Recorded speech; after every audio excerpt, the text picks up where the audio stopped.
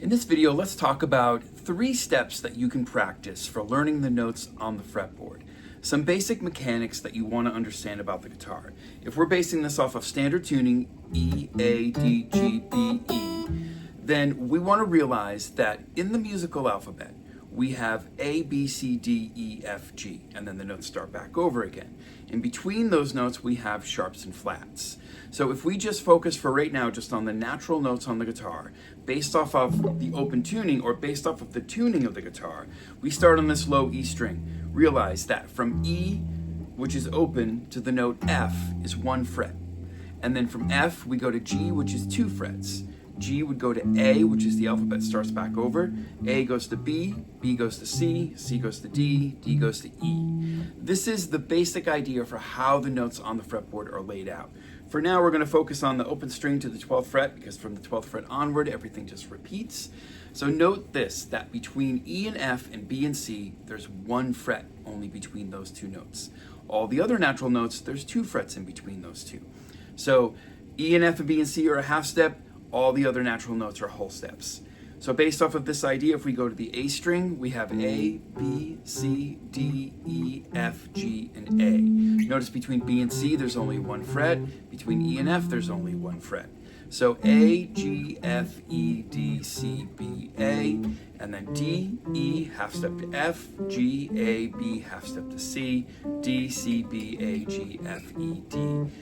So starting on G now, G, A, B, C, D, E, F, G, F, E, D, C, B, A, G, and then B, half step to C, D, E, F, G, A, B, A, G, F, E, D, C, and B. Now the first string and the 6th string are always the same notes, just 2 octaves apart. So E, F, G, A, B, C, D, E, D, C, B, A, G, F, and E. This is the basic idea for understanding where all the notes fall on the guitar. You want to do your best to memorize this. The easiest thing to do is maybe, if you don't already know this anyway, is just go through that sequence a couple times a day, saying the notes out loud as you're playing them, which forces you to recognize where the notes are. I think it's important to focus on only the natural notes at first, only because the frets in between or the notes in between are going to be your sharps and flats, and depending on the setting and depending on what's happening, you'll call that note either sharp or flat. That's why we're focusing on just the natural notes for now. So I call that step 1. Step 2 is to practice looking at the guitar neck this way. So octaves, which an octave is the same note 8 steps apart from the previous note. So if we start here on the low open E string, we have E, and then another E, which you skip a string, go up a whole step, and then you have another E again if you skip a string and go up a step and a half.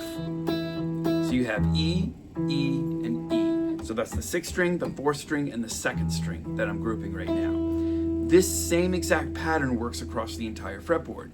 Here's F, and then here's F. You don't have to hold these notes together, I just want you to see it. And then here's G, same exact shape. Here's A, here's B, here's C, here's D, and then here's E, an octave higher.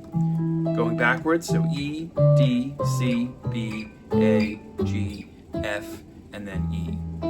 And the same exact spacing works for this as well. You just want to note that each one of these notes are an octave apart with this pattern of skip a string, go a whole step, skip a string, go a step and a half.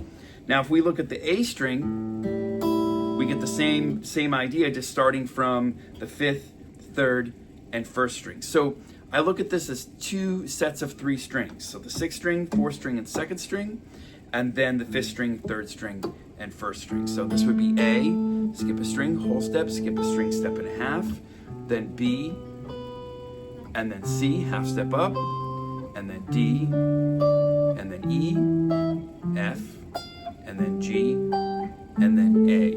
Whoops. And then from there, going back to G, and then this is E, D, C, B, and then A. So it's the same exact shape moving across that set of 3 strings, 2 sets of 3 strings. That's what I call step number 2. So again, a couple times a day or however much you can, go through and play those notes and say them out loud. E, F. And again, you don't have to hold those. You could just, here's E, here's F, here's G, here's A, B, so on and so forth. You can just play the notes. It's about seeing the spacing and playing the right note and recognizing where it is. So step 1 and step 2 we'll use together to start really memorizing where the notes are on the fretboard. What I suggest you do here is to start on the low open string, okay? Say if we just start with E, for example, because this is E. And if we go E on the 6th string, and then find the E on the 5th string, then find the E on the 4th string, and then the E on the 3rd string, then the E on the 2nd string, and then the E on the 1st string. These two strings are always going to be the same note, as long as you're in standard tuning. So you use both the single string idea and octaves to find each one of those notes, because you're not going to memorize them or know where they are right off the bat. You want to get fast at getting there, and then that will lead you into memorizing. So again, the low open E string is E, and then from here it's probably easier just to go A, B, C, D, E. Okay, there's the E on the 5th string. Then counting up to the E on the 4th string, we can use your octaves here. Skip a string, go up 2 frets. And then from the 4th string, or from the 3rd string rather, same deal here. If you already had this E that's on the 7th fret of the 5th string, then up an octave would be the 9th fret on the 3rd string. Now, on the 2nd string,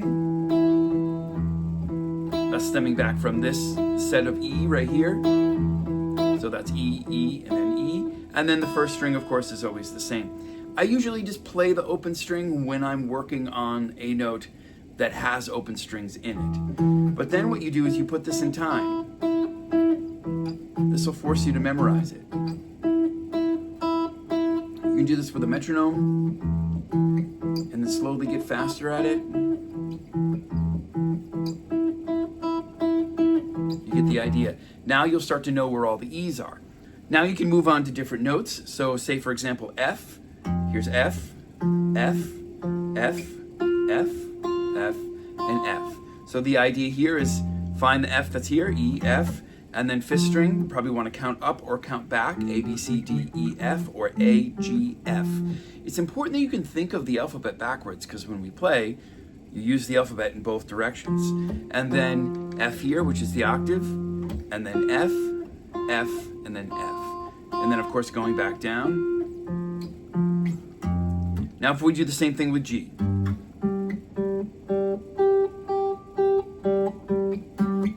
Now here's A. I'll do the open one here. And then B.